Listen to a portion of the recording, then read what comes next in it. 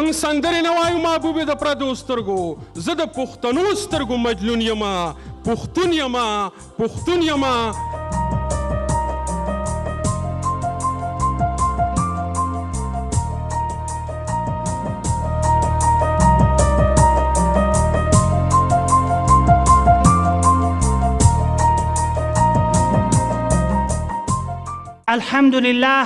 الحمد لله وحده والصلاة والسلام على من لا نبي بعده الذي بلغ الرسالة وأدى الأمانة وترك أمته على نهجة البيضاء ليلها كنهارها وعلى آله وأصحابه ومن تبعهم بإحسان إلى يوم الدين. شاعر وایي خلاص مې د زړه شوه دروازه مېلمه، زار دې شم قربان دې شم راځه مېلمه. خلاصه مې د زړه شوه دروازه مېلمه، زار دې شم قربان دې شم راځه مېلمه. راځه دا تړون وکړه له شرر سره، کله به درځم کله راځه مېلمه. په متحده عربي اماراتو کې پیاوړو مشرانو او بااحساسو ورونو د نارنج ګل دوهمې دودیزې میلې ته او مشاعرې ته تاسو ته ښه راغلاست وایم. افغانان خپل په بهر کې د خپل کلتور هر وخت ژوندی ساتلی ده. افغانان په خپل لرغوني کلتور باندې ویاړ کوي، ویاړلي دې وي د افغانستان فرهنګ پاله مشران او ځوانان او هغه تاسو غوندې فرهنګ پال چې د اماراتو د ګوټ ګوټ نه راغلي یاستئ. غونډه د قرآن کریم په مبارکو آیاتونو څخه پیل کوو. د حاجي صاحب سعید الله څخه هیله کوو چې زموږ دغه پرتمینه غونډه د قرآن کریم په مبارکو آیاتونو څخه سره پیل کړي. خاغلی حاجي صاحب سعید الله. أعوذ بالله من الشيطان الرجيم. بسم الله الرحمن الرحيم. هل أنبئكم على من تنزل الشياطين؟ تنزل على كل أفاك أثيم يلقون السمع وأكثرهم كاذبون والشعراء يتبعهم الغاوون ألم تر أنهم في كل واد يهيمون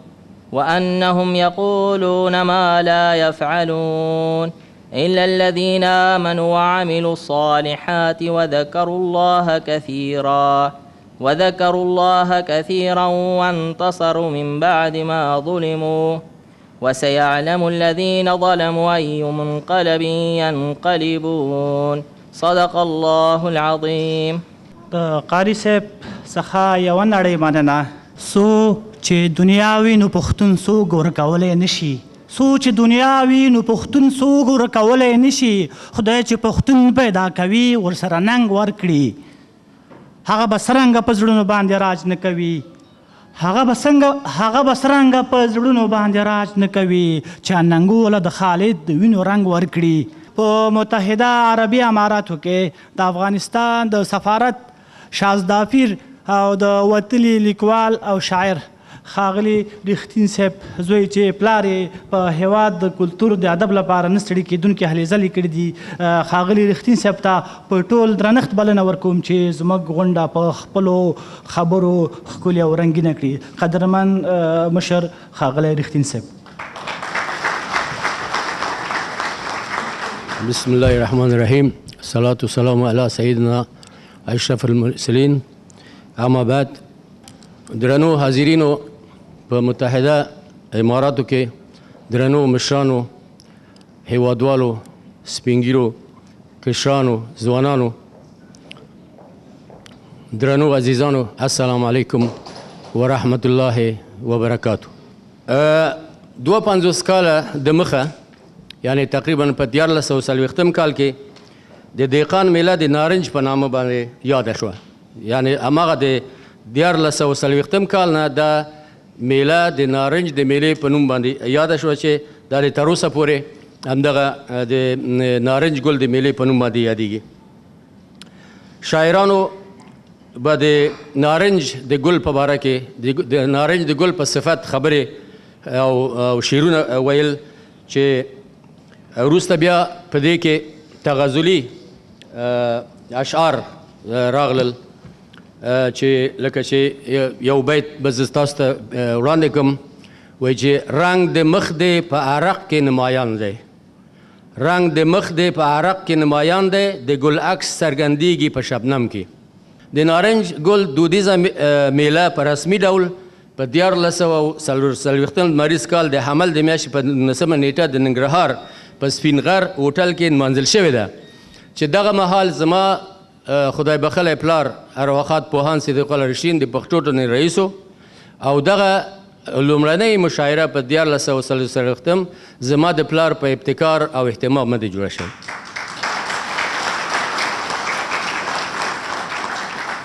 د دې میلې نه پس نورې میلې پیل شوې چې تاسو به یو څو میلو یادونه وکړم. یوه د کندهار د انارګل میله ده چې هر کال په کندهار کې د انارګل میله یا مشاعره جوړیږي. بله په جوزجان کې د قالینو میله ده، هلته هم خلک دا میله جوړوي. په میدان وردګو کې د مڼې ګل میله ده چې دا څو کاله تاسو اورئ د تلویزیون او د رسنیو د لاره چې په میدان وردګو کې هم دا میلې جوړیږي. په چاریکار کې د ارغوان ګلغونډي هغه میله ده. په لوګر کې د سنځلې ګل میله ده. په مزار شریف کې د ګل سرخ میله ده چې تاسو ته معلومه ده چې هغه هر کال مونږ ګورو چې هلته دا میله جوړیږي او تقریبا 40 ورځې دوام کوي. او د نورو سیمو شاعران د نورو منطقو شاعران که د نارنج ګل میله په جلال آباد کې په ننګرهار کې نو د نورو سیمو شاعران ورته راځي او که چېرته په قندهار کې همدارنګه د شمال نه او د غرب نه او د جنوب نه ټول سره راټولیږي په دې شاعران او لیکوالان په دې میلو کې او په دې مشاعرو کې برخه اخلي. زه به نورې خبرې پرېږدم. مقصد زما یو بل ارزو دا ده چې انشاءالله موږ د اماراتو له تلویزیون نه غواړو چې پښتو واورو. دا کار به هم کوو. موږ به دغه کوو چې تلویزیون د اماراتو تلویزیون په فارسي، په اردو، په انګلیسي، په نورو ژبو خپرونې لري. ولې په پښتو نه لري؟ دا کار به موږ کوو انشاءالله. ستاسو په همکارۍ، ستاسو په همت او سفارت تاسو سره په عرضه کې ولاړ دی. سفارت ستاسو سفارت دی، ستاسو کور دی چې هر وخت ستاسو کاري خدمتي هر څه چې موږ تاسو سره دا کار کوو. او نور نو بل همداشان زموږ په نظر کې لرو چې انشاءالله د خپله د سفارت د خوا نه هم یوه جریده ولرو، که میاشتنۍ، که یو بولیټن ولرو چې هغه هم د افغانانو دپاره نشراتو کې او دا هم زما په نظر کې دي. نورې خبرې ډېرې دي انشاءالله په نورو غونډو کې به یې سره کوو او په آخره کې بیا هم له انجینر صاحب نه مننه کوم او نورو هغه کسانو چې د دې مشاعرې په جوړولو او تنظیم او ترتیب کې برخه اخیسته هغه ټول نه مننه کوم. ټول ته موفقیت، بریالیتوب غواړم. ډېره مننه. انجینر صاحب امین الله ظریف چې په متحده عربي اماراتو کې د ختیځو ولایتونو مشري په غاړه لري، ورته په خورا درنښت په دې شعر بلنه ورکوم چې دستار دړي هزار دي، د دستار سړي په شمار دي. مشرقي په خپل غیږه کې ډېر ښکلي او پیاوړي اتلان روزلي دي. ښاغلی انجینر صاحب امین الله ظریف. ورونو خوشحاله یم چې یو ځل بیا د تیر کال په څېر په متحده عربي اماراتو کې د نارنج ګل په سلنۍ مشاعره، دودیزه مشاعره یو ځل بیا په متحده عرب اماراتو کې د میشت افغانانو په ګډون په اتفاق او اتحاد سره لمانځو. ورونو اجازه راکړئ چې په متحده عرب اماراتو کې د لومړي ځل دپاره د دغې مشاعرې دپاره موږ سره فرهنګ پالو مشرانو چې د هغه جملې څخه حاجي صاحب حبیب امانزاده دی هلې ځلې کړي دي، نورو مشرانو هلې ځلې کړي دي. له دوی څخه په درناوي مننه وکړم. همدارنګه د متحده عرب اماراتو د حکومت او د متحده عرب اماراتو د حکومت د مشرتابه د حکومت او د متحده عرب اماراتو د لرغوني تاریخي ولس عربانو ورونو څخه مننه کوم چې موږ ته په متحده عرب اماراتو کې د 4 لکو په شاوخوا کې افغانانو او پښتنو ته ځای راکړی دی او موږ ته د کار او معیشت زمینه برابره کړې ده او په ډېر پراخ زړه او په حسن نیت او سلوک سره زموږ د قومونو او ولسونو سره ژوند کړی دی. ورونو تاسو ته به په یاد وي چې د نن نه 6 میاشتې مخکې زه تاسو ته د یو بل غټ ویاړ مبارکي درکوم. هغه دا چې په متحده عرب اماراتو کې د میشتو فرهنګ پالو افغانانو په هلو ځلو باندې اوس د متحده عرب اماراتو حکومت زموږ او ستاسو ګرځنده تلیفونونو ته په پښتو ژبه میسج یا پیغام را لیږي.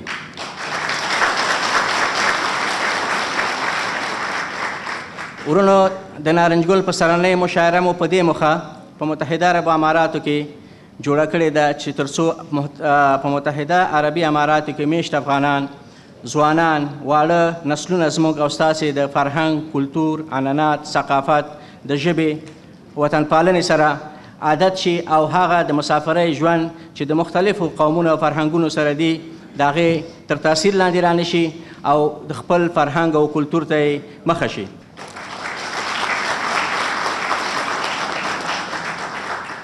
ورونو په آخر کې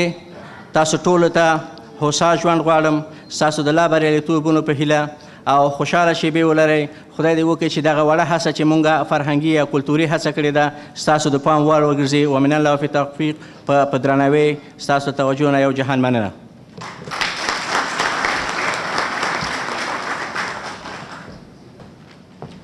السلام علیکم ورحمت الله وبرکاتو.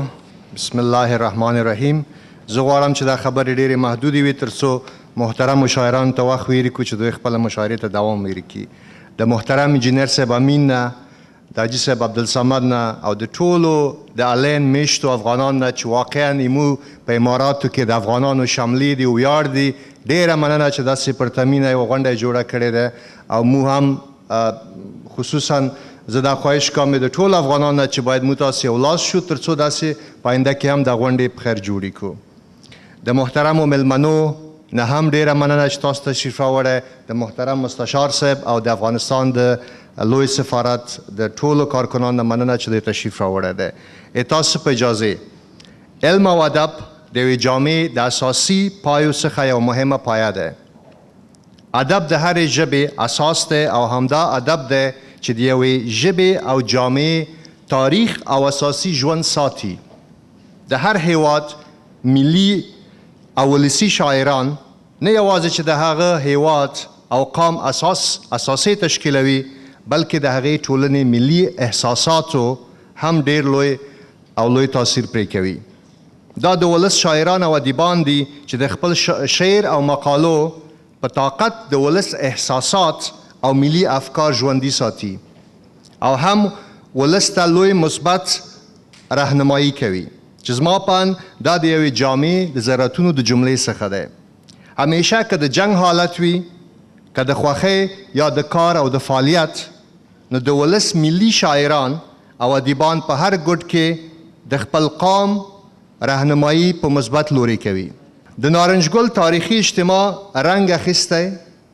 او په دې ډول د هیواد په مختلفو ولایتونو کې لکه د نارنج ګل د مشاعرې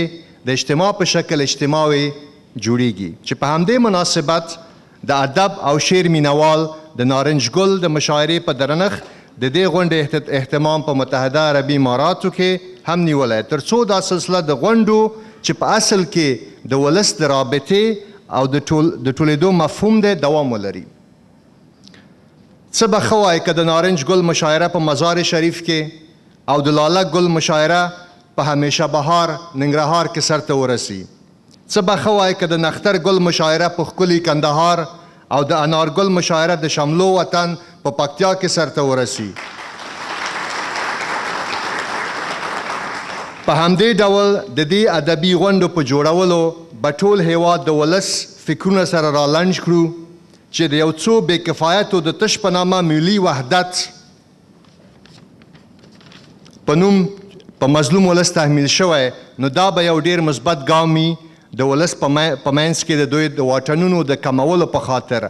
او یو واقعي او حقیقي ملي وحدت په لورې دا ولس راهنمایي کول دي. د ستوري صاحب په لاندې شعر به زه خپله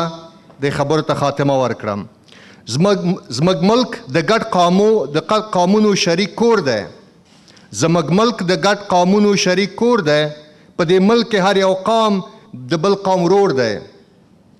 د خپل شمیر په کچ حق هر قوم ته پکار دی. د خپل شمیر په کچ هر قوم ته حق پکار دی. داسې نه چې د یو تش د بل ډک شکور وي. مننه.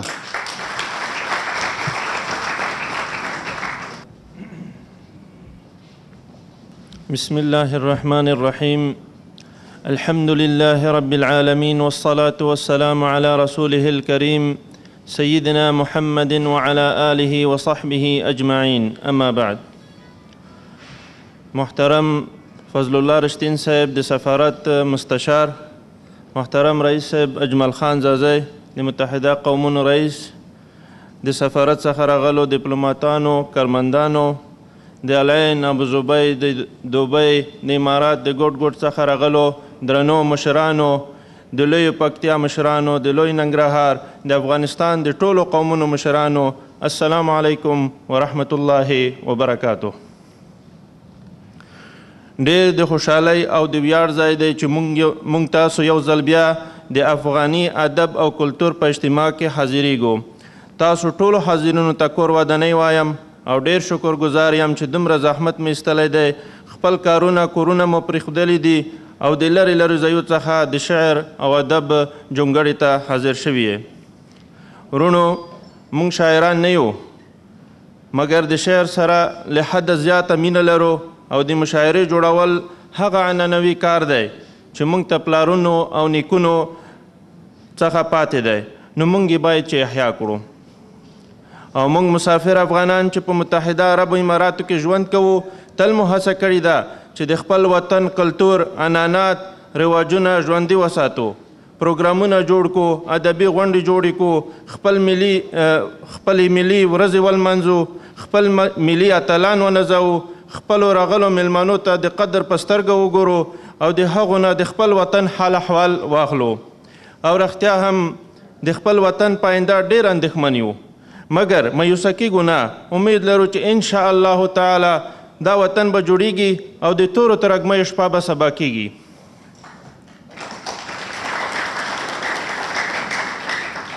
درنو دوستانو، زه خپلې خبرې رالنډوم او بیا هم تاسو ټولو حاضرینو ته کور ودانۍ وایم. او لکه څنګه چې نن د شعر او ادب شپه ده، نو زه هم خپلو خبرو ته د قیام صاحب په یوه ټوټه شعر خاتمه ورکوم. قیام صاحب وایي: زه هیڅکله چا خپل کړی په زور نه یم، زه هیڅکله چا خپل کړی په زور نه یم، زه افغان یم په مرګ خوښ په پیغور نه یم، له ازله خدای آزاد یم پیدا کړی، له ازله خدای آزاد یم پیدا کړی، زیږولی د ذلت په ورځ مور نه یم، زه د جنګ په اور کې سوی لغړن یم، خو په زور کې یم غښتلی کمزور نه یم، د وطن په لار کې مرګ ته لبیک وایم، په دې لاره کې زه کم لا منصور نه یم. جزاکم الله.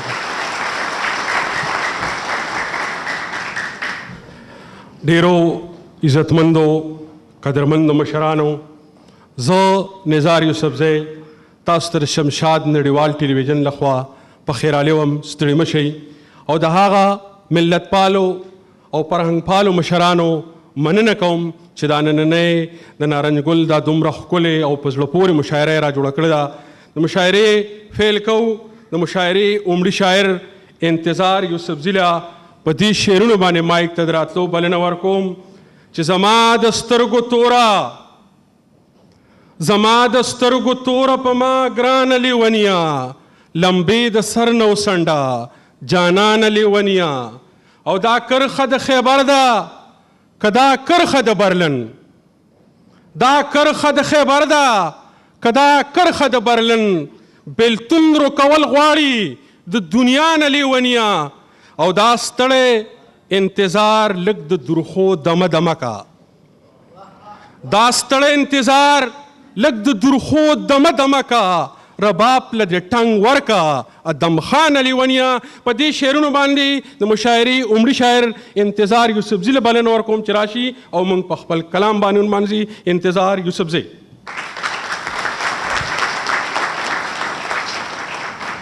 السلام علیکم. ډیره مننه نزار صاحب. د غزل نه مخکې څو شعرونه دي چې دا لوګي لوګي ساهونه خلک څنګه تیروي، چې دا لوګي لوګي ساهونه خلک څنګه تیروي، د ښار په دوړو کې وختونه خلک څنګه تیروي، او په دې پردیس کې یو ورځ لکه د کال تیریږي، په دې پردیس کې یو ورځ لکه د کال تیریږي، خو زه حیران یم دا کلونه خلک څنګه تیروي، چې د پیغور شي د غربت او د تهمت شي چرته، چې د پیغور شي د غربت او د تهمت شي چرته، نو هلته کې د بیا ژوندونه خلک څنګه تیروي. دا کتله چې پښتانه یادونه چې د خپل پښتون وطن یاد را په زړه شي، چې د خپل پښتون وطن یاد را په زړه شي، د پردي وطن کوڅو کې په ژړا شم. د پښتون وطن یادونه پښتانه دي، د پښتون وطن یادونه پښتانه دي، ځکه زه ورته پښتو کې په ژړا شم. غزل چې د خاریې ښکلي چې چکر ته راځي، د خاریې ښکلي چې چکر ته راځي، نو د دې دنګو غرونو سر ته راځي. او دا ملازه د یار په ځان منمه، دا ملازه د یار په ځان منمه، په کال کې یو ځل چې اختر ته راځي. څومره زحمت کوي دا ستا یادونه، څومره زحمت کوي دا ستا یادونه، چې مې هر وخت زړه مسافر ته راځي. او د تورخم لاره کې ګلان شیندمه، د تورخم لاره کې ګلان شیندمه، د کابل یار مې پېښور ته راځي. د تورخم لاره کې ګلان شیندمه، د تورخم لاره کې ګلان شیندمه، د کابل یار مې پېښور ته راځي. او ستا په شان څوک دي تا ته څوک رسیږي، ستا په شان څوک دي تا ته څوک رسیږي، موږ له دا ستا چلونه چرته راځي. او جینکو مور ته راله داسې ووې، جینکو مور ته راله داسې ووې، دا کشری زوی د ګودر ته راځي. او په انتظار انتظار ړوند به یمه، په انتظار انتظار ړوند به یمه، مسافر یار چې سو په بیرته راځي. والسلام علیکم. داو ښاغلی انتظار یوسفزی د مشاعرې بل شاعر د ډېر ښه ترنم مالک ښاغلي خالد خان اسرت صاحب له په دې شعرونو باندې مایک ته د راتلو بلنه ورکوم چې څوک ته چاته نه وایي ما ټوله دنیا پیژني، څوک ته چاته نه وایي ما ټوله دنیا پیژني، زه خپله عنوان خپله مضمون یمه، پښتون یمه پښتون یمه. او سپک نظر هم سترګې درنې کې چې راوګوري، سپک نظر هم سترګې درنې کې چې راوګوري، زه خدای زیږولی داسې دروند یمه، پښتون یمه پښتون یمه. او موږ سندرې نه وایو محبوبې د پردو سترګو، موږ سندرې نه وایو محبوبې د پردو سترګو، زه د پښتنو سترګو مجنون یمه، پښتون یمه پښتون یمه. او سود مې په چا نشي خپله یو بسره خاورم، سود مې په چا نشي خپله یو بسره خاورم، زه ګوره په دې کلک کارون یمه، پښتون یمه پښتون یمه. ښاغلي خالد خان اسرت صاحب له بلنه ورکوو چې راشي او موږ او تاسو ټول د خپل ترنم په زانګو کې وزانګئ. د هر څه اول خو خپلو ټولو قدرمنو میلمنو ته هرکلی وایم. او د شعر په حیث سره د غزل یو څو شعرونه هم بیا به خپل یو سندره په ترنم وویمه. غمونه راشي ستا یادونه مې د زړه وباسي، غمونه راشي ستا یادونه مې د زړه وباسي، اوس پښتانه راځي د کوره پښتانه وباسي. مننه مننه. غمونه راشي ستا یادونه مې د زړه وباسي، اوس پښتانه راځي د کوره پښتانه وباسي. او د اوښکو څاڅکي او زما د پښتنو سترګو نه، د اوښکو څاڅکي او زما د پښتنو سترګو نه، جانانه مینه دې د کاڼو نه اوبه وباسي. مهرباني. د اوښکو څاڅکي او زما د پښتنو سترګو نه، جانانه مینه دې د کاڼو نه اوبه وباسي. او اوس شوګیرې هم ستا په شانتې قاتلانې شولې، اوس شوګیرې هم ستا په شانتې قاتلانې شولې، سترګو نه خوب سره زما د وینو سره وباسي. او ستا د محل سورې زما د کور دنګ شوی چینار، ستا د محل سوری زما د کور دنګ شوي چینار زما او ستا ترمنځ لار د بلتانو باسي او وای زما خیالونه رورو هیروه خالده وای زما خیالونه رورو هیروه خالده جانان بې ننګه شو حجرې نه میلمانه وباسي یو سندره ته وړاندې کوم خدای دې کوي چې خوښه مو شي سوچ خلاص د سرو ګلونو کرن وي خور چې په سرلې په سمه غرن وي یاره تر هغې کلي ته مه راځه یاره تر هغې کلي ته مه راځه دلته چم په چم باندې ویرونه دي ته به په راتلو باندې ستومانه شي دلته ځان ځاني دا نفرتونه دي هسې نه په مینا بدګمانه شي نور چې راختلی له خیبر نه وي سوچ ملکن باندې سحر نه وي یاره تر هغې کلي ته مه راځه یاره تر هغې کلي ته مه راځه دلته لا د مینې وعدې هېرې دي دلته د وفا خبرې جرم دی دلته ګلالی په اور کې ګیرې دي دلته د خندا خبرې جرم دی سوچ اباسین په ګډا سر نه وي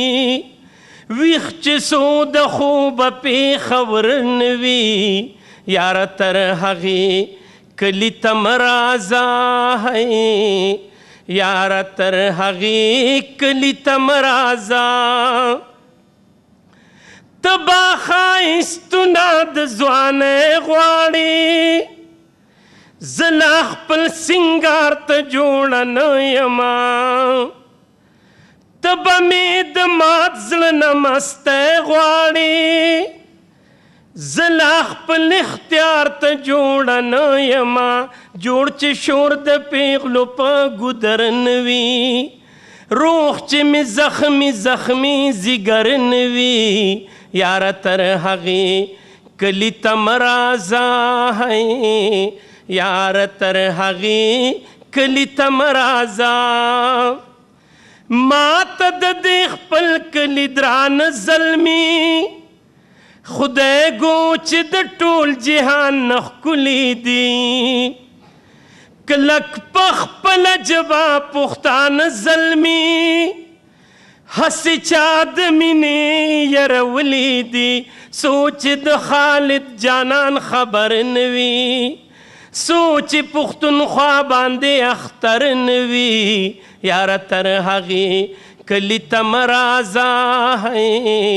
یاره تر هغې کلي ته مه راځه مننه ټول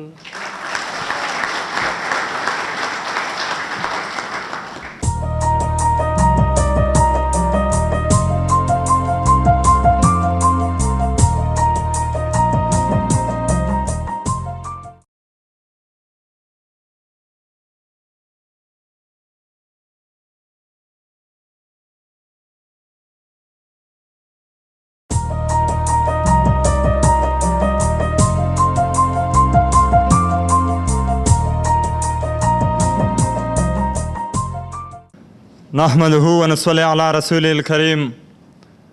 اما بعد فاعوذ بالله من الشيطان الرجيم بسم الله الرحمن الرحيم درنو مشرانو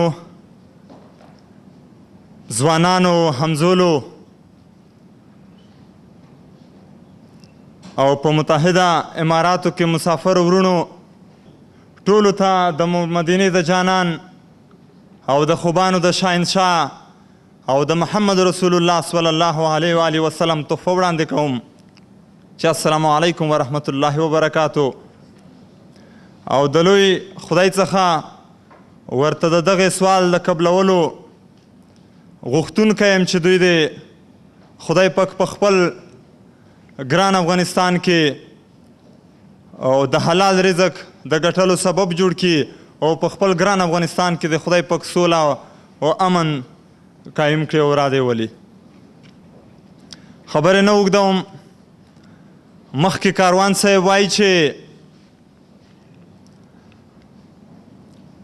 کار د مینې کار دی، له دې کاره انکار څه معنا؟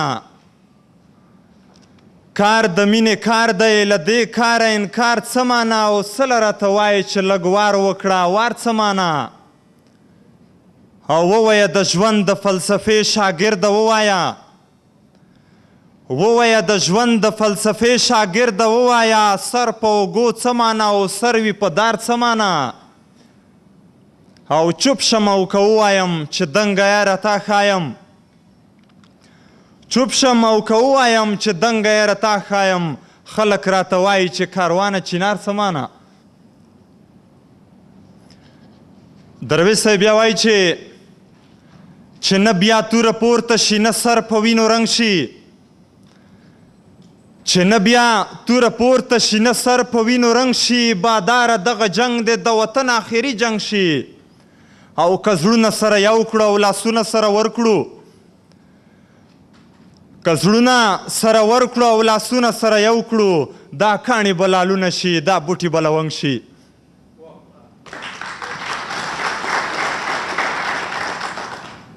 کاروان صاحب وایي چې نه چې څاروان یې راته وخوري پر کاروان ویرېږم، نه چې څاروان یې راته وخوري پر کاروان ویرېږم، خدایه ایمان مې سلامت کړې پر ایمان ویرېږم. او غره راته ویل د راس په ژبه چې سور اور به واخلم،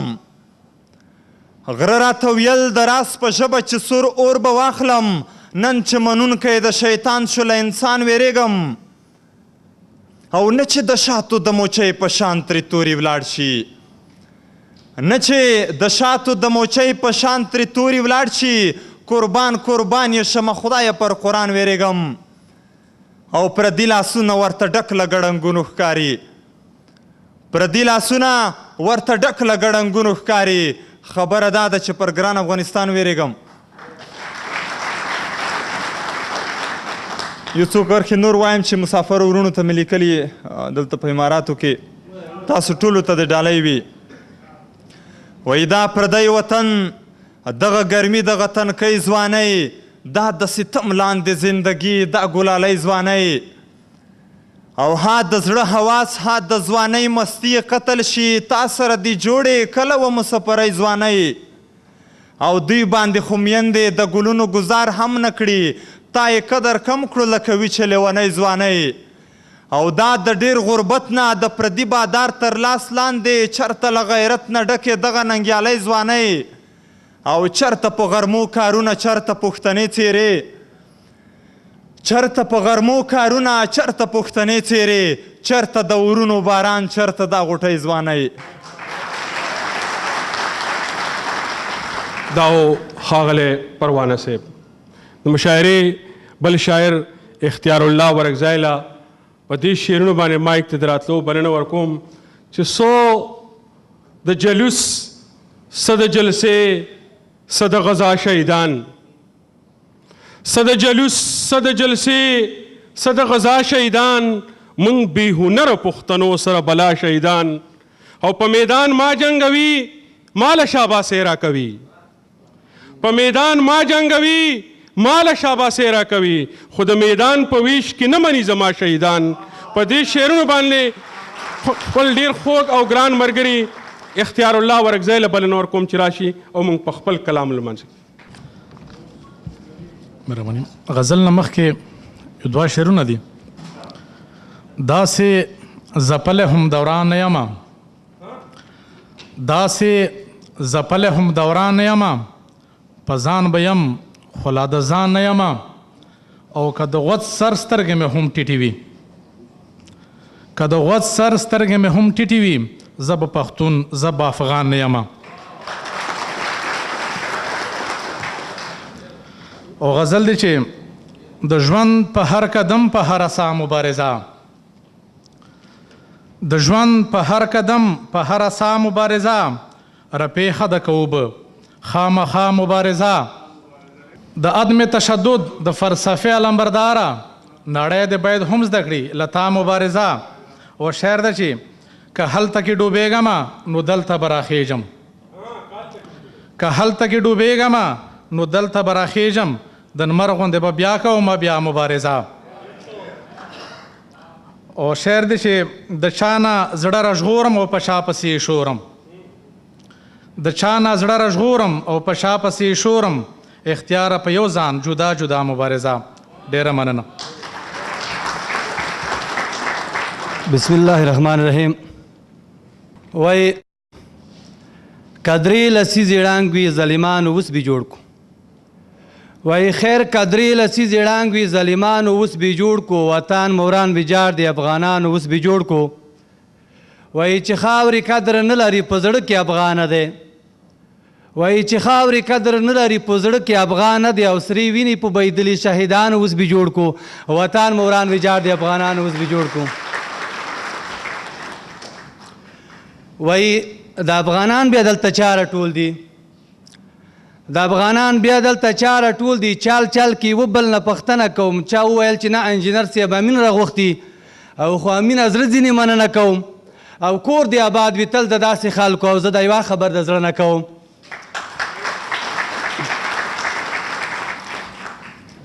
د امارت چې دومره ښکلي ښکاري د امارت چې دومره ښکلي ښکاري دا اتفاق لري یووالی لري د امارت چې دومره ښکلي ښکاري دا اتفاق لري یووالی لري هر یو سړی کوي خپل کاروبار نه چا سره بغض نه ضدوالی لري خدایه په ټول عمر یې ما کې خراب چې همیشه انداسې ښکلوالی لري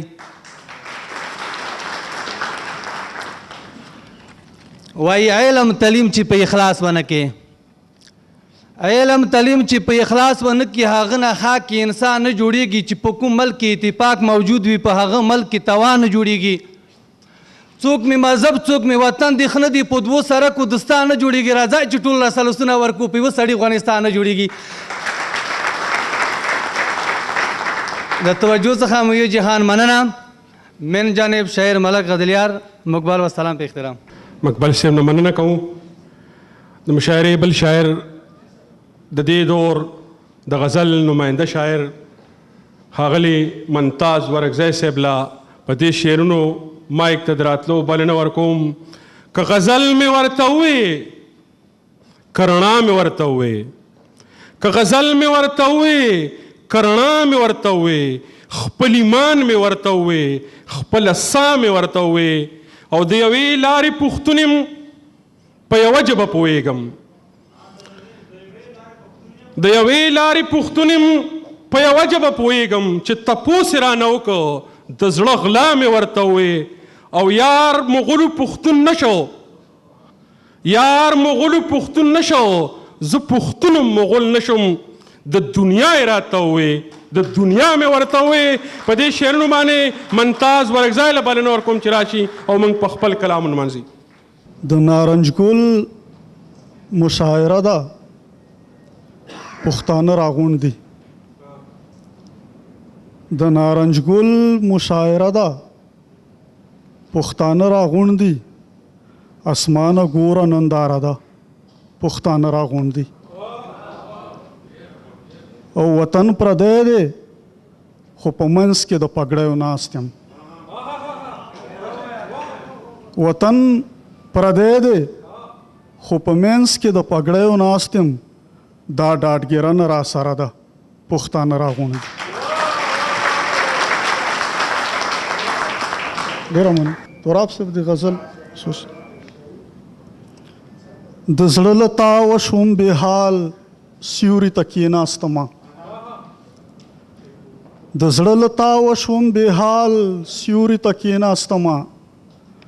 د یو خیالي وجود د خیال سیوري ته کښېناستمه چې بل چا پرې نه خوم خپل ځان کې مې پناه واخیسته چې بل چا پرې نه خوم خپل ځان کې مې پناه واخیسته زه د دې ړنګ کور د دیوال سیوري ته کښېناستمه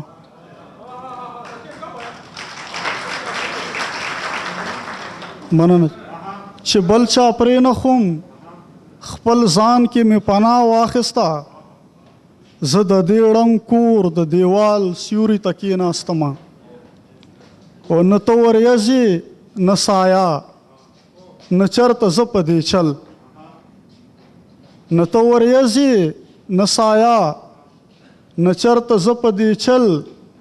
ستا د تشبیه ستا د مثال سیوري ته کېناستمه او د خدای احسان دی هیڅ احسان را باندې نشته د چا د خدای احسان دی هیڅ احسان را باندې نشته د چا د خپل حسرت د خپل ملال سیوري ته کېناستم او مقتده جی چې ممتاز زه ملنګ د حسن په غرمو کې د ژوند ممتاز زه ملنګ د حسن په غرمو کې د ژوند کله د خط کله د خال سیوري ته کېناستم ډېره مننه ډېره مننه شعر زمانه دی دا د قتیل صاحب دی دې دپاره چې نارنج خفه نه شي د هغه د نارنج په اړه یو شعر لیکلی دی هغه به زه تاسو ته ورو د نارنج ګلونه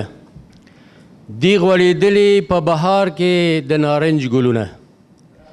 دی غوړېدلي په بهار کې د نارنج ګلونه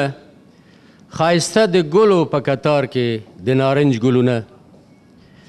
مرسل شبو کانتري او کنرګس کشمالي امام د ټولو هر سهار کې د نارنج ګلونه له ګلکسونو یې کاروان د رنګ و بوی باریږي له ګلکسونو یې کاروان د رنګ و بوی باریږي د سالارۍ راځي په شمار کې د نارنج ګلونه هر دسترخوان کې حلالیږي اشتها لپاره هر دسترخوان کې حلالیږي اشتها لپاره مخکخ له ټولو دغه کار کې د نارنج ګلونه د مالیار وینې په خپو کې مجبورۍ توی کړې د مالیار وینې په خپو کې مجبورۍ توی کړې ځکه وتلي دي سینګار کې د نارنج ګلونه د زوریدلي زړه د مینې محبت ډالۍ ده که په اوربل کې دي که هار کې د نارنج ګلونه د ننګرهار له کلي کوره پورته کیږي عطر د ننګرهار له کلي کوره پورته کیږي عطر دی په باغونو او په ښار کې د نارنج ګلونه او آخر بیت دی ستاسې محفل ته لمن ډکه د نارنج له ګلو ستاسې محفل ته لمن ډکه د نارنج له ګلو قتیل ولاړ ستایي اشعار کې د نارنج ګلونه ډېره مننه د محترم رښتیني صاحب نه یو نړۍ مننه د مشاعرې بل شاعر پراک شیرازي له بلنه ورکوم چې زه خو سپرلي ستا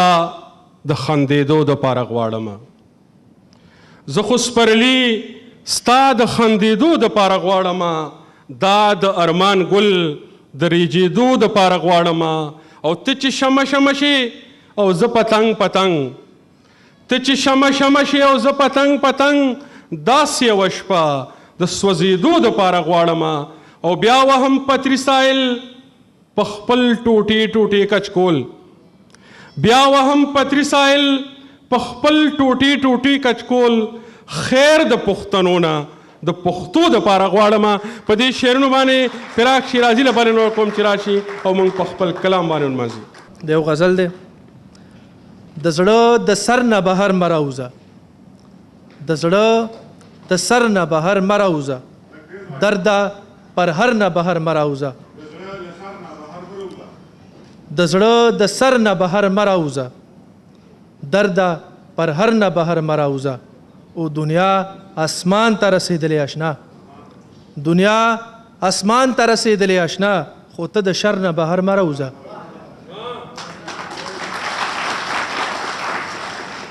دنیا اسمان ته رسېدلې اشنا خو ته د شر نه بهر مه راوځه او جهان همه د غلچکو ډک دی جهان همه د غلچکو ډک دی ما د نظر نه بهر مه راوځه او نور به تر کمې ټیټې سترګې درومې نور به تر کمې ټیټې سترګې درومې د خپل لښکر نه بهر مه راوځه او ما درته نه وی چې ورکېږو پکې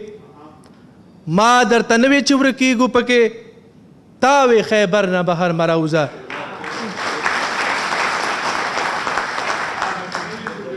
ما درته نه وی چې ورکېږو پکې تا وی خیبر نه بهر مه راوځه شیخه همداسې انقلاب راوله شیخه همداسې انقلاب راوله او بیا د ور نه بهر مه راوځه او د وینو رنګ درنه پیکه چې نشي د وینو رنګ درنه پیکه چې نشي له دې منظر نه بهر مه راوځه او فراقه پرې نږدې غزل د مینې فراقه پرې نږدې غزل د مینې د دې هنر نه بهر مه راوځه د زړه د سر نه بهر مه راوځه درده پر هر نه بهر مه راوځه تاسو ډېره مننه دا پراک شیرازي صاحب زلمی شاعر دې پسې عبد حمدان له بلنه ورکوم چې راشي او موږ په خپل کلام باندې ونمانځي په دې ټپه باندې چې خدای دې د ښې ورځې خاوند کا خدای دې د ښې ورځې خاوند کا چې د ریمنې لوپټې نه خلاصه شم عابد حمدان له بلنه ورکوم السلام علیکم راغلی مېلمنو ته پخیر علی وایم او د غزل یو څو شعر دي چې د چا راتګ ته مې د زړه انتظار اوس هم شته دی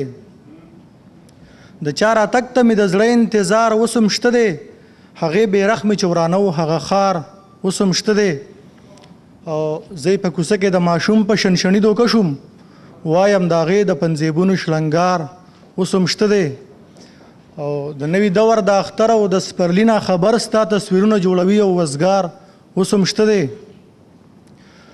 یو غزل دی چې سحر که بریالی نشو ماښام دې بریالی شي سحر که بریالی نشو ماښام دې بریالی شي زما د محبت په تور بدنام دې بریالی شي او سره د عقله فکره چپ کېدو ته تیار نه یم سره د عقله فکره چپ کېدو ته تیار نه یم سوال کوه ساقي اشنا چې جام دې بریالی شي او تاریخ زما په وینو باندې ولیکئ خو واورئ تاریخ زما په وینو باندې ولیکئ خو واورئ زما پښتنه خاوره پښتون قام دې بریالی شي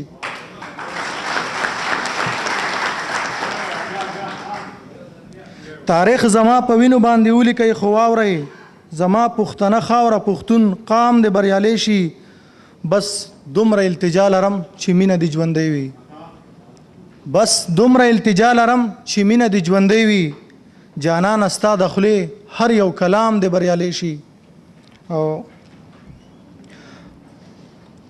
همدانه زه د دغسې د مینې په تور خوښ یم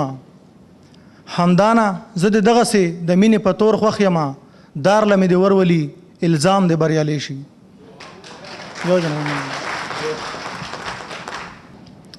له هر څه نه مخکې راغلو ټولو میلمنو او ورونو ته السلام علیکم ورحمت الله وبرکاتو په اول سر کې زه په خپله موږ د یو بل کټوازي او شعر د عبدالرحمن غزري چې ډېر زړه ته راتېر ده د هغه یو بیت درته یایم خدایه زړه مې د ورکړی ما په تا باندې سپارلی خدایه زړه مې د ورکړی ما په تا باندې سپارلی زما هیواد ستا د نړۍ په ټنډه خال ده خوږې خبرې د خولې ولیکه خوږې خبرې د خولې ولیکه د جانان سرې شونډې پستې ولیکه چې له دیدن نه سترګې نه غړېږي چې له دیدن نه سترګې نه غړېږي دا خوږ دیدن یې د روضې ولیکه د تور اوربل د تورو سترګو مین د تور اوربل د تورو سترګو مین راشه خبرې پښتنې ولیکه راشه خبرې پښتنې ولیکه مننه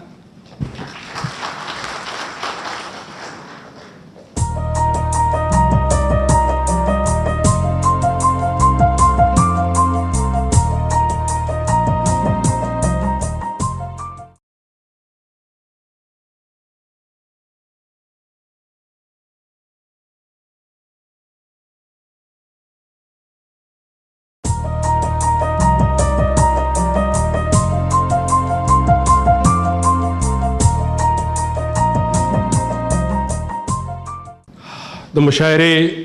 په دې مرحله کې ډېر محترم مشر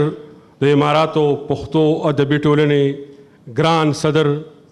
چې په تیر 15 کاله کې په متحده عرب اماراتو کې د خپلې ژبې د خپل کلتور ډېر په زړه پورې خدمتونه کړي دي ښاغلي اعجاز خټک صاحب لا په دې شعرونو مایک ته د راتلو بلنه ورکوم چې شونډې در نه خوري خاموشي شور پکې پیدا کا شونډې در نه خوري خاموشي شور پکې پیدا کا مرید د مخ سره جانانا اور پکې پیدا کا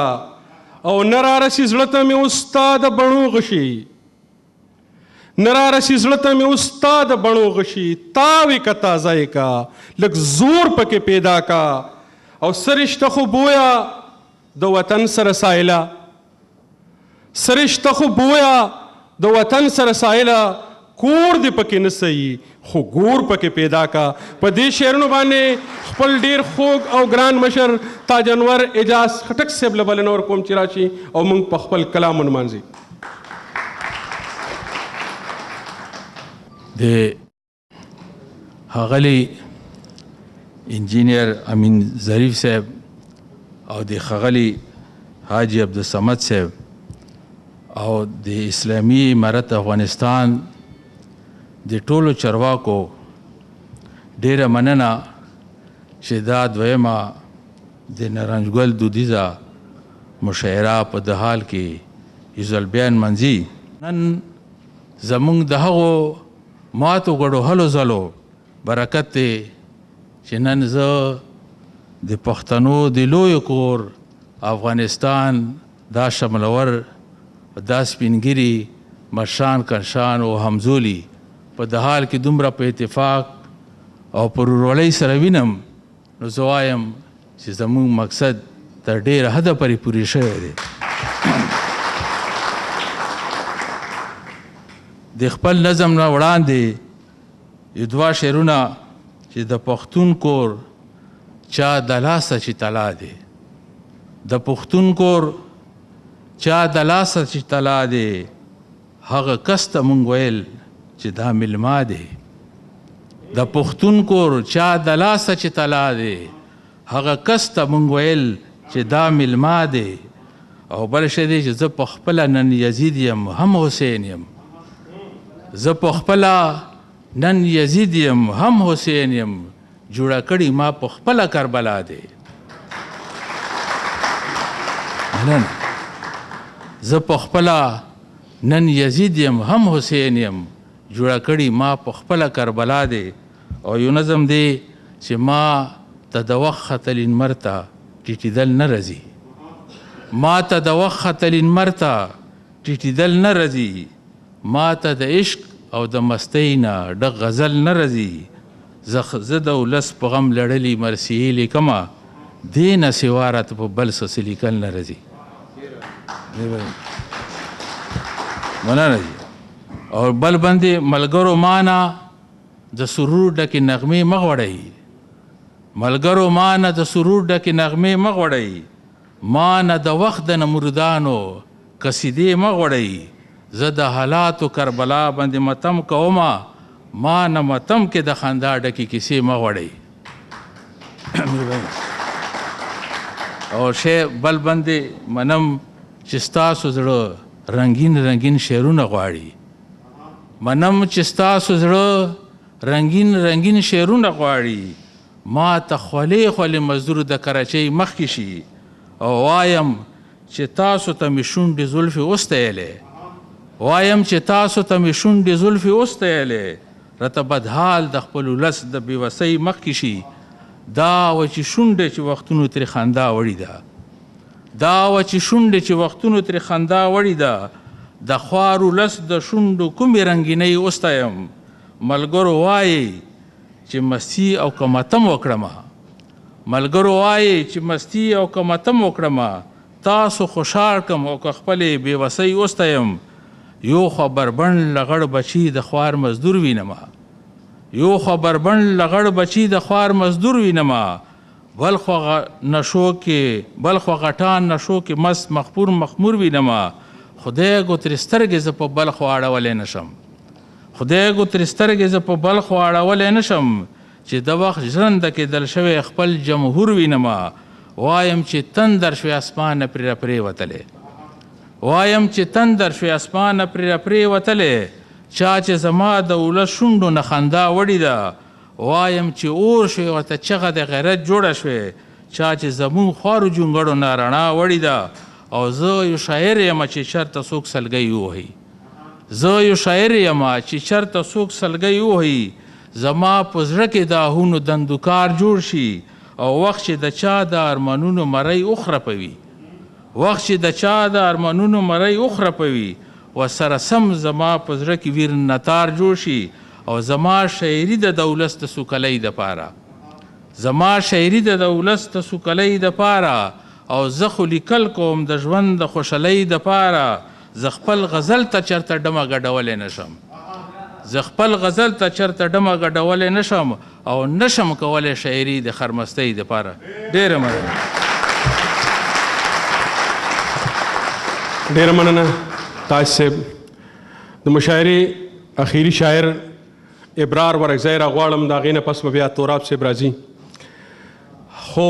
ما په دې شعرونو باندې ابرار ورکزی له مایک ته د راتلو بلنه ورکوم چې ما پکې تل د پرهرونو جامې واچولې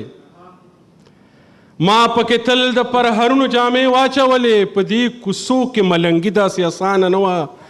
او ما خو چې چغه کړه نو ټولې پښتونخوا واورېده ما خو چې چغه کړه نو ټولې پښتونخوا واورېده خدای خبر ولې رسېدلې در جانانه نه وه په دې شعرونو باندې ابرار ورکزی له بلنه ورکوم چې راشي او موږ په خپل کلام ونمانځي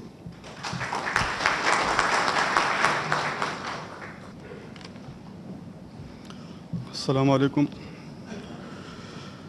چې زه د یار او یار زما د راتلو لاره ساتي چې زه د یار او یار زما د راتلو لاره ساتي خدای دې زمونږ داسې مینه برقراره ساتي او ظلمي مشه خدای پاکه له سنګره ستانه ظلمي مشه خدای پاکه له سنګره ستانه خدای دې زمونږ د کلي جونې له بازاره ساتي او نه او خلق زمونږ غوندې دا ښکلې په سر نه خیجوي خلق زمونږ غوندې دا ښکلې په سر نه خیجوي مینې کوي خلق خو ژبې له اظهاره ساتي او په دې پرهر زړګي کې به دې څه وپالم په دې پرهر زړګي کې به دې څه وپالم څوک چې د ګلو کر کوي ځمکه هواره ساتي او خلق ابراره اوس پیسې ګټي په سر د انسان خلق ابراره اوس پیسې ګټي په سر د انسان خلق کورونه اوس بغیر له کاروباره ساتي والسلام أعوذ بالله من الشيطان الرجيم بسم الله الرحمن الرحيم اډیرو درنو ښاغلو راغلو علماء کرامو مشایخو روشن فکرانو د سفارت محترم کارکونکو او د اجمل زازینا او د غونډې یا د مشاعرې دایرهونکي کم خلک چې دي شاید ماته نمونه ټول را نشي ممکن نور ورونو هغې نه ډېر خدمت کړی خو په خاصه توګه موږ د انجینر محمد امین ظریف نه او ورسره عبدالصمد افغان د دغه راټولېدنې یا د دغه عمره خلکو یا د ملګرو رابلنه وخت مناخلم تاسو وخت مخکې په تقریرونو باندې ضایع شولو یا نو په کار چې د عمره خبرې شوې وې بهرحال د ټولو نړیوالو تلویزیونونو نه په ډېرې مننې سره چې دغه غونډې ته په خلاص مټ باندې اوږه ورکړله ورسره قدرمنو د اماراتو د حکومت نه هم ډېره مننه کوو چې زمونږ دغومره پښتنو ورونو ته یې په خپله سینه باندې ځای ورکړی دی او د کاروبار ذریعې ورته برابرې کړي دي. انتظار ته مو نه سپارو. تاسو ته معلومات دی چې قدرمنو چې کم ځای درد کوي له هماغه ځای نه خلک ډېر فریاد کوي او ډاکټر ته هماغه پرهر یا هماغه زخم ډېر مخته کوي. بهرحال دا چوکاټ تنګ دی نو د وخت او یا د غوښتنو په اساس باندې موږ هغه څه وایو چې څه د ملګرو غوښتنه دي. یوه قطعه ترې رامخکې کوم د دوستانو په اجازه باندې.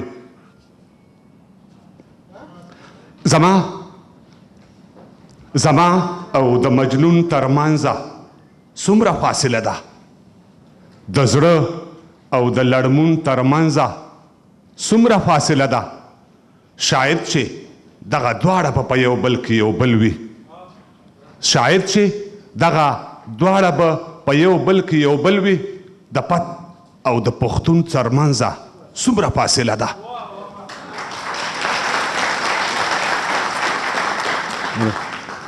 دا یوه ټپه یوسفزي صاحب راته ویلې وه، مخکې تاسو سره یې هم شریکومه. د شونډو پاړ مې ورله یوسی. یوسفزي صاحب د شونډو پاړ مې ورله یوسی، که جانان خدای رسول ته ګورې را بشي.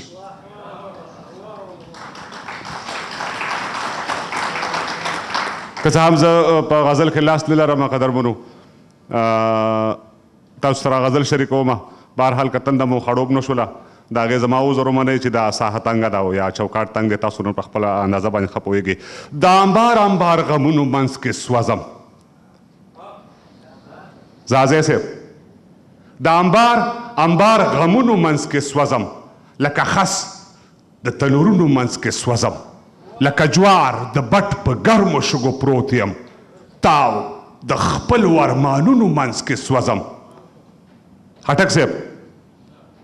د پرهر په دود بې خوله په وینو سره ده، د ملهم ملهم لاسونو منځ کې سوځم.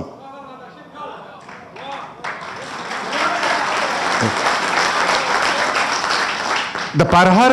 په دود مې خوله په وینو سره ده، د ملهم ملهم لاسونو منځ کې سوځم. په څلوېښتو کې مې ډډ پر ډډون راغی، په څلوېښتو کې مې ډډ پر ډډون راغی، د زلمیو چنارونو منځ کې سوځم. د یعقوب د مینې تاو رانه وباسي. اجداوده د یعقوب د مینې تاو رانه وباسي، د یوسف غوندې د ورونو منځ کې سوځم. د هاروت غوندې ځوړندې مله ژبې زه د خپلو ګناهونو منځ کې سوځم. او عنکبوت غوندې په خپلو لومو بند یم، د نري نري تارونو منځ کې سوځم. لکه ونه وهل خورم له خپله لاسه، د تبرونو او د ګواښونو منځ کې سوځم، د تبرونو او د ګواښونو منځ کې سوځم. افغان صاحب د تراب د مرګ وصیت په غور واوره، د دې کلو او ښاریو پوښتنه وکړه. خټک صاحب د اټک د سیند په غاړه غاړه ولاړ سه، د خټک او یوسفزو پوښتنه وکړه. په قلار قلار مې یو څه ثوابی ته د یوسف او شیربانو پوښتنه وکړه. جنازه مې ملکڼ په سوکو کېږده، جنازه مې ملکڼ په سوکو کېږده، د مومندو او باجوړو پوښتنه وکړه. او په مزه مزه مې کوز که اشنغر ته په مردان کې د کوڅو پوښتنه وکړه. او زه خلیل او داودزي په ما خبر که، زه خلیل او داودزي په ما خبر که، د آدم او د درخو پوښتنه وکړه. او پېښور دره کوهاټ در نه هیر نشي، پېښور دره کوهاټ در نه هیر نشي، د هنګو د دواو پوښتنه وکړه. او زه پټل زما د مرګ یوه ټپه شه، زه پټل زما د مرګ یوه ټپه شه، د میرلې د ورشو پوښتنه وکړه چې د بنو مازدیګر در نه هیر نشي، د وزیرو او بنوڅو پوښتنه وکړه چې د کویټې او چمن په لاره ولاړ سي، د کاکړو د پټکو پوښتنه وکړه. او بیا په بیړه بیړه راشه کورمې خور ته، د هغې د سرو لاسو پوښتنه وکړه. هلته زما د ادبي سنګر یاران دي، په صده کې د هغو پوښتنه وکړه. او زه بانګه خالي شیرزی او یورګزو ته د توتکي د چنارو پوښتنه وکړه. د پکتیا ټولو قومو ته لاس اوچت کا، د پکتیا ټولو قومو ته لاس اوچت کا، د منګل او د زازو پوښتنه وکړه.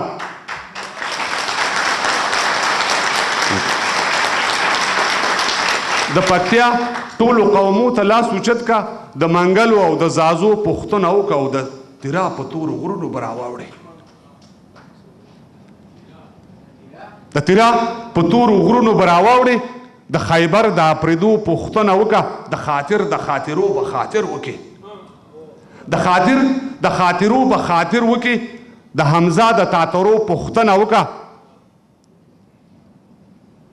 د شمشاد په جګو سکو سلام وایا د شمشاد په جګو سکو سلام وایا په شلمان کې د تپو پوښتنه وکړه او انجینر صاحب ظریفه ازارنه و باسول نه چې ورتیر شي په ډاګو کې د خیمو پوښتنه وکړه او نارنجګل مې د پټکي هروال کې کېږده نارنجګل مې د پټکي هروال کې کېږده ننګرهار کې د باغو پوښتنه وکړه او د ملنګ یو څو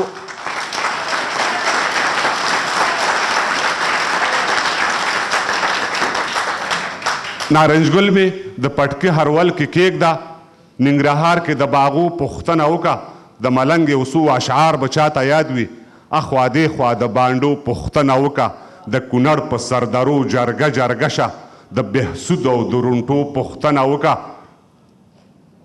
بهار صاحب په لغمان کې مهترلام بابا زیارت دی په لغمان کې مهترلام بابا زیارت دی او مازیګر د تیرګړو پوښتنه وکړه په لغمان کې مهترلام بابا زیارت دی مازیګر د تیرګړو پوښتنه وکړه او سرشاهي په چیراګام در نه هیر نشي بابکر خیل صاحب سرشاهي په چیراګام در نه هیر نشي چپرهار کې د ډاګو پوښتنه وکړه د کفن پټکی مې کوک په سر راکېږده د کفن پټکی مې کوک په سر راکېږده بیا ورځه د خوږیاڼو پوښتنه وکړه او د تورغر د کفن پټکی مې کوک په سر راکېږده بیا ورځه د خوږیاڼو پوښتنه وکړه او د تورغر او د سرود په لویه لاره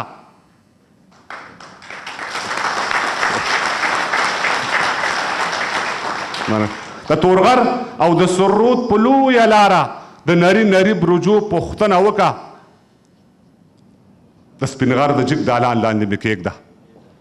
د سپینغر د جګ دالان لاندې مې کېږده د سنسوبې د اوبو پوښتنه وکړه وطنۍ شنه لوپټه په ما خوره کړه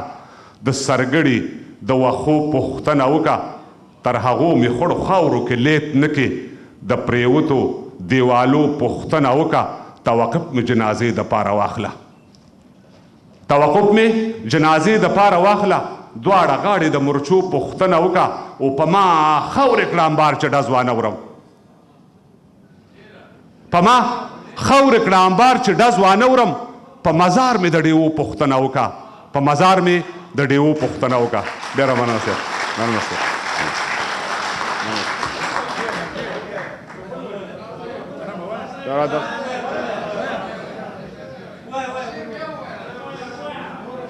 په ما خاورې کړه امبار چې ډز وانه ورم په ما خاورې کړه امبار چې ډز وانه ورم په مزار مې د ډیوو پوښتنه وکړه په مزار مې د ډیوو پوښتنه وکړه ماړه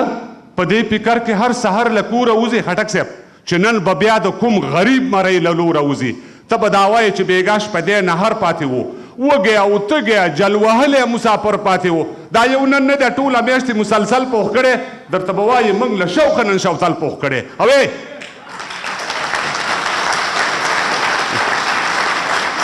دا یو نن نه دی ټوله میاشتې مسلسل پوښ کړی درته به وایي موږ له شوقه نن شوتل پوښ کړی ګرځې په ځمکه خو دعوې به سترې سترې کوي باچاخانه ګرځي په ځمکه خو دعوې به سترې سترې کوي په ټلیفون کې به وړې وړې خبرې کوي او درته د عذر مخکې لس وارې لمنه اچوي غریب مېلمه ته په سره اور خپله سرمنه اچوي او منم د ژوند د واړینه وسیله د پیسه د هوسا ژوند د تیرولو لپاره ښه ده پیسه ستا سرمایه او شتمنۍ باندې مې زړه بد نه دی خټک صاحب ستا سرمایه او شتمنۍ باندې مې زړه بد نه دی ستا لوړ پوړیزه ودانۍ باندې مې زړه بد نه دی خو ګاونډیه یو ګیله کوم له تانه تاته خو ګاونډیه یو ګیله کوم له تانه تاته زه خو دې لوڅ کړم ښکارېږم له هر خوا نه تاته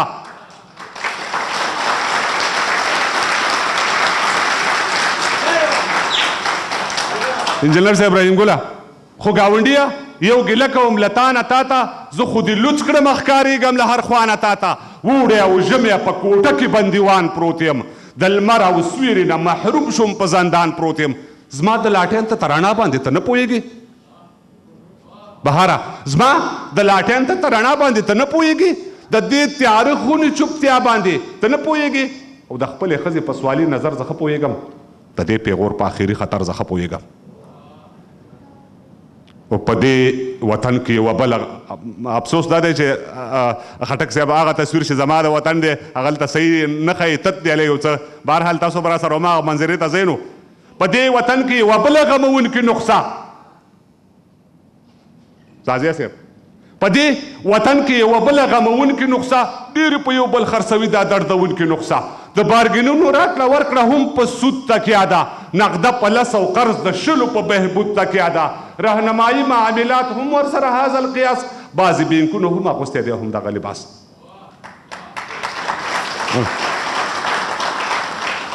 له بل طرفه کلتوري یرغل تر دو اوښتو له ښاره ووتو تر کلو او تر بانډو واوښتو سلطان محموده تر موجوده د دربار په ژبه سلطان محموده تر موجوده د دربار په ژبه د چا قبضه او محاصره ده د دې ښار په ژبه صبر او زغم او حوصله آخر تر کومه پورې سوداګري او معامله آخر تر کومه پورې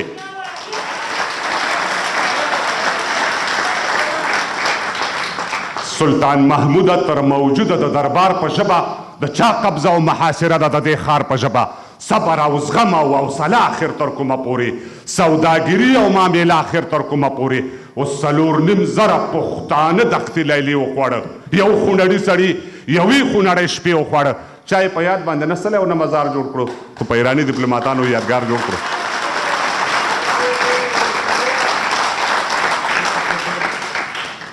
د کتابونو چاپ کولو باندې کار نه کیږي پروانه صاحب د کتابونو چاپ کولو باندې کار نه کیږي د اخبارو په مفت ویشلو باندې کار نه کیږي تر څو چې ژبه رسمي نه کو په دربار باندې تر هغې پورې به کښېننو په قلار باندې نو د خوشحال خان او محمود خان لمسیو ما ته غوږ شئ د ببرک خان او محمد ګل خان لمسیو ما ته غوږ شئ ژبه اوس وینه غواړي سر غواړي تاوان غواړي اوس زولني غواړي سولی غواړي زندان غواړي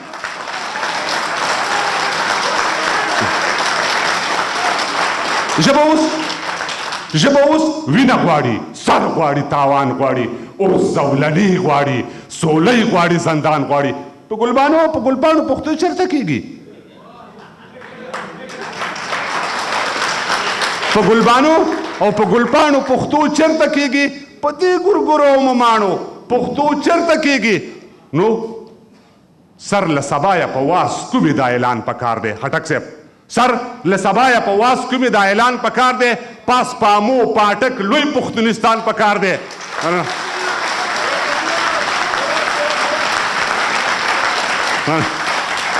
سر له سبایه په واس کومې دا اعلان پکار دی پاس پامو پاټک لوی پښتونستان پکار دی توصیف د شونډو او د زلفو او د ګورګورو کیږي پرمختګ چېرته د دې ژبې په سندرو کیږي نو ډرامه فلم او ثقافت هم ستاسو وړاندې پروت دی د جنکو نیملوس وجود په کیمرا باندې پروت دی د دې لایق نه دی چې دې زموږ زړو کې کینی دا هیروګان د هیرا منډۍ بنګلو کې کینی